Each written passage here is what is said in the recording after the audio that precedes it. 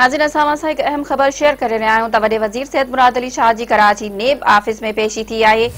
वॾे वज़ीर सैयद मुराद अली शाह खां नेब जे 5 ऑफिसरनि मुख़्तलिफ़ केसनि बाबति सवाल कया, जे दौरान वॾे वज़ीर कुझु सवालनि जा जवाब न ॾिना।